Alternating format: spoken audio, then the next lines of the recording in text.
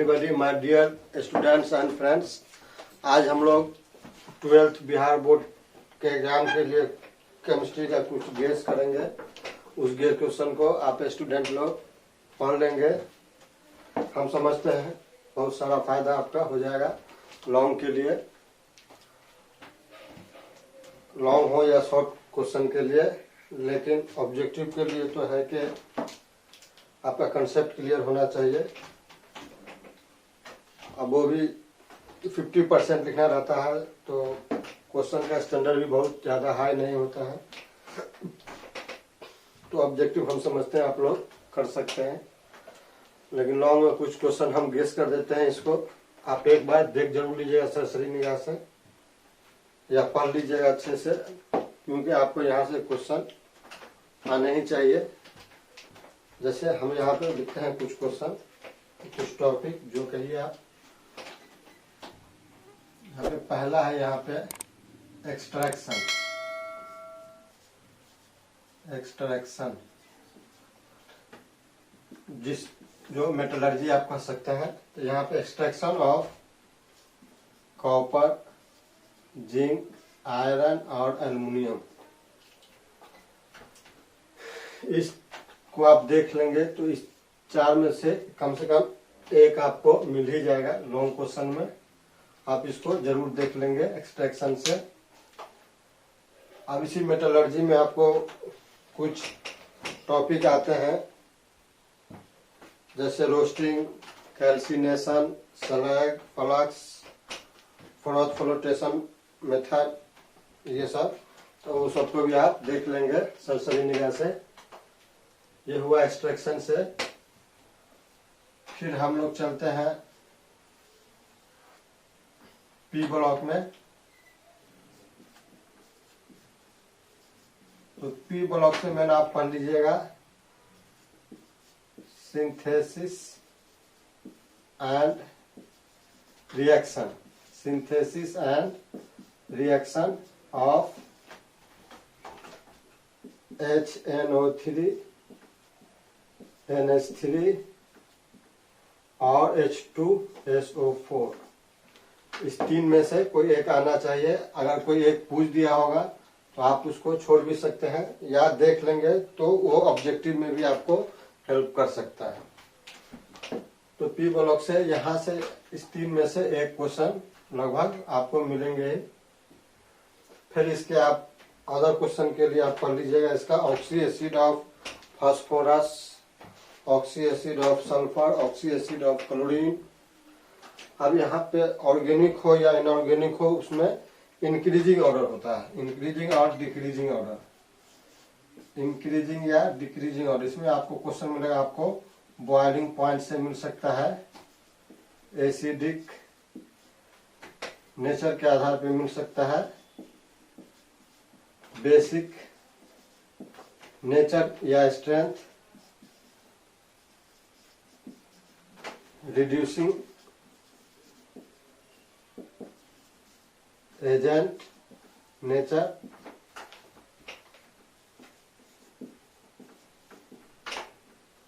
Oxidising agent nature, oxidizing agent nature, bond angle,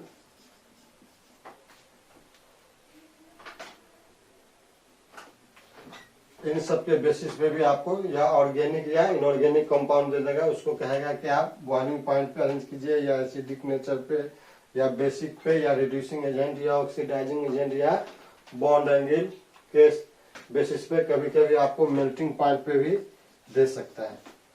तो इन सब point पे अरेंजमेंट आप देख लेंगे, चाहे वो ऑर्गेनिक कंपाउंड हो या इनऑर्गेनिक कंपाउंड हो। जो जो टॉपिक लिख रहे हैं उसको आप लोग जरूर देखेंगे। चौथा में हम देख सकते हैं यहाँ पे नोमेनक्लेचर, IUPAC। IUPAC ये आपको दो जगह से मिलेंगे। एक मिलेंगे आपको कॉम्प्लेक्स कंपाउंड, कॉम्प्लेक्स कंपाउंड का नोमेनक्लेचर, इसी को हम लोग बोलते हैं coordination compound, coordination compound plus organic compound.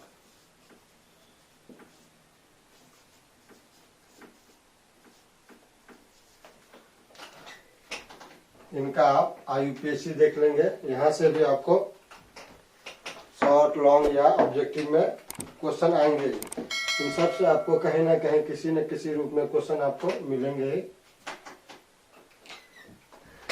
या फिर अगर आप देखना चाहें फिजिकल में आ जाए तो आप जैसे यहाँ पे राउल्ट्स लॉ हुआ, हेनरी लॉ हुआ, हेनरी लॉ हुआ, फैराडे लॉ हुआ, फैराडे लॉ, इसमें फर्स्ट और सेकंड दोनों होता है। फैराडे लॉ हो गया आपको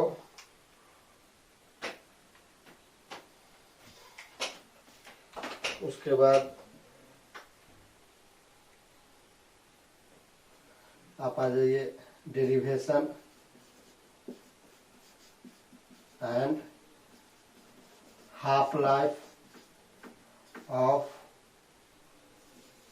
जीरो ऑर्डर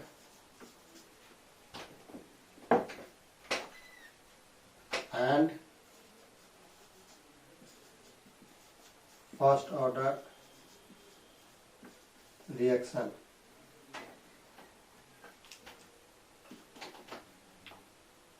या फिर हम लोग यहाँ पे और ले सकते हैं डिफरेंस बिटवीन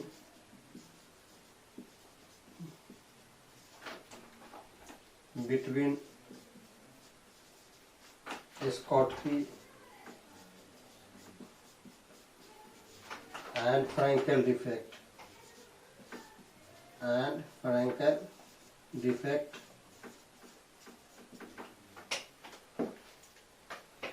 ले सकते हैं। या SC, BCC एंड FCC, इन सब के बीच हम डिफरेंस देख सकते हैं।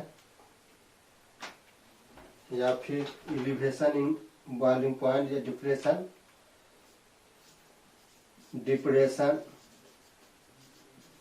In freezing point, osmotic pressure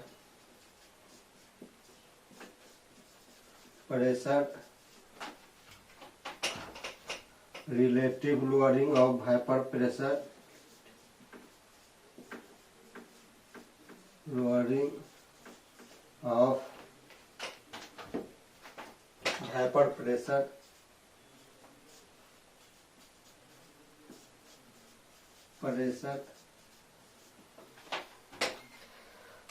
in सब टॉपिक को आप देखेंगे तो हम समझते हैं कि 12th में आपके लिए बहुत अच्छा होगा। कुछ और हम दिखाते हैं, इसको आप लोग देखें।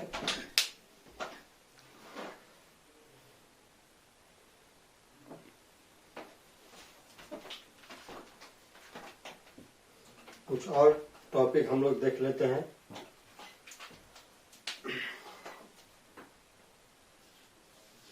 जैसे हम E1, E2, SN1, SN2 reaction, ये हम लोग देख लेंगे।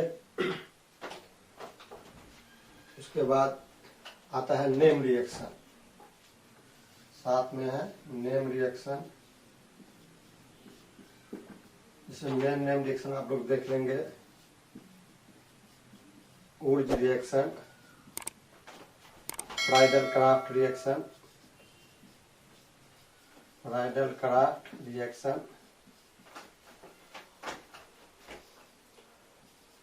Aldol condensation,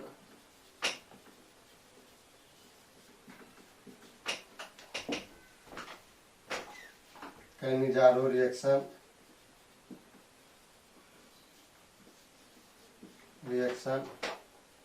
carbyl amine reaction,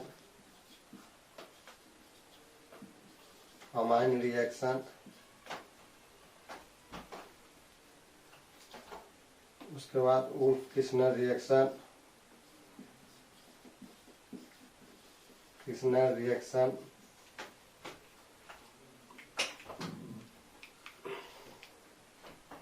Sandmeyer reaction, Meyer reaction, Kolbe reaction,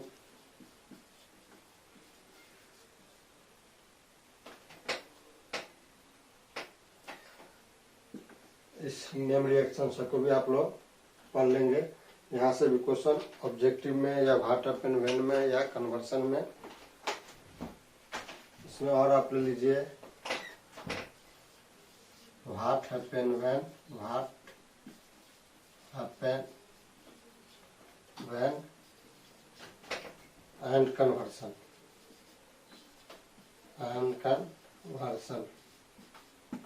ये सब चीज आपको ऑर्गेनिक के हो गए। और इस 2 चैप्टर को आप ठीक से पढ़ लीजिएगा, बायोमोलिक्यूल्स एंड एवरीडे लाइफ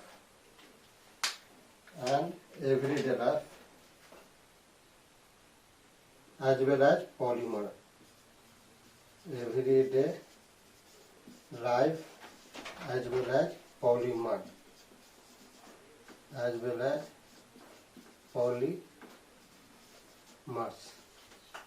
ये आपको हिस्ट्री की तरह आप पढ़ सकते हैं, लेकिन यहाँ से भी आपको क्वेश्चन मिलेंगे। हम समझते हैं ये जितने टॉपिक हमने लिखे हैं उससे आपके शॉर्ट क्वेश्चन और लॉन्ग क्वेश्चन आपके कंप्लीट हो जाने चाहिए, और ऑब्जेक्टिव भी लगभग इसी सब पोर्शन से बनेंगे। और ऑब्जेक्टिव के लिए आप थोड़ा सा 11th का भी, जैसे केमिकल बॉन्डिंग हुआ, जीओसी हुआ, पीटी हुआ, रेडॉक्स रिएक्शन हुआ, ये सब को भी अगर आप ठीक से देख लेंगे तो आपका ऑब्जेक्टिव बहुत अच्छा होगा। आप लोग घबराए नहीं, जो भी पढ़ा है बहुत अच्छा पढ़ा है आप लोगों ने। Best of luck, thanks.